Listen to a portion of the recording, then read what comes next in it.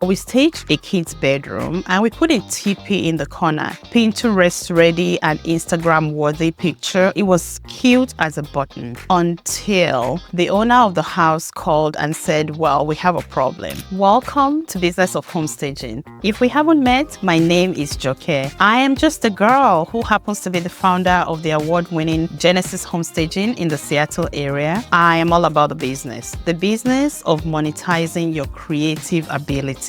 Because as we all know, pretty spaces will not pay the bills. Okay, today's topic is a bit sensitive and it is also a difficult conversation, one of those ones that we must have. I'm going to be talking about cultural appropriation, and I learned this the hard way. How it can affect our homestaging business, how we can be crossing the line without even knowing it. My thing is, when we know better, we do better.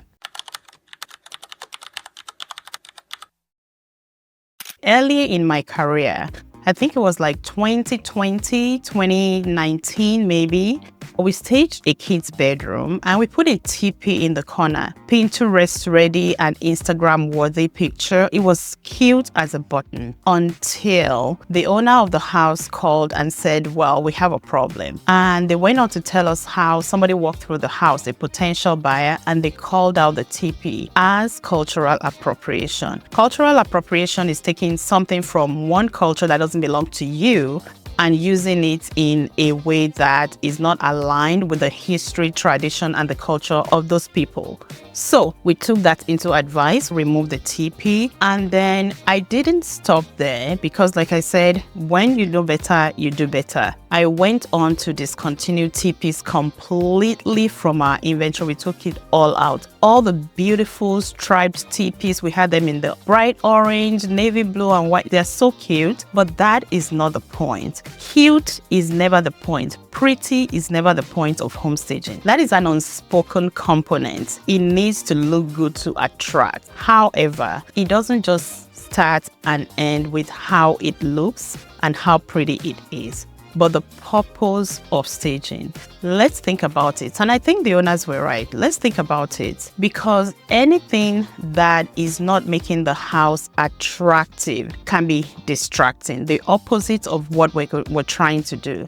TP is only an example, right? It can be a statue of a Buddha or anything else that you can think of that is culturally aligned to a certain subset of the society, and it's not universal to everyone. That is the key that we're looking for. Whatever we put in a staging, it has to be universally appealing to everyone. We don't know who is going to walk through, and whoever they are, they need to feel at home. They need to feel like they belong there. And most importantly, they need to not feel offended by the things that we have used as part of the staging. So what do? I am not here to rain on your parade of anything that you have in your inventory. I am just here to say that be aware, be curious, ask questions, lean in, listen and understand. Study your community. If anything that you have is giving you a pause and it's giving you a question like, is this appropriate? Then you might want to leave that out of your staging. If it feels like it could mean something to someone else, that might be something to leave out of your staging. So this is the whole point, for us to keep learning, growing, being aware, and being open to feedback and leaning in to what people are actually looking for. First, it was a TP. Something else could open up later, and I will be completely open to it. Just being aware of the lingo of the industry and being in tune with diversity and inclusivity in what we do, because that is important in real estate marketing, in business, and whenever we interact with other human beings, right? So homestaging is all about telling stories, and those beautiful stories, anyone should be able to feel like it is their story, that they could be a part of that story. It should not misrepresent, it should not confuse, it definitely should not be offensive. And it doesn't just stop in the items and the inventory, the decor that we use alone. The language that we use also matters, because if you're in business, you're a professional and you should learn the lingo of the market that you work in. For example, another thing is master bedroom. That is what it used to be. But now, because we are all learning that it has a slavery connotation to it, it has been dumped from the MLS, it has been dumped from our agent's dictionary and vocabulary.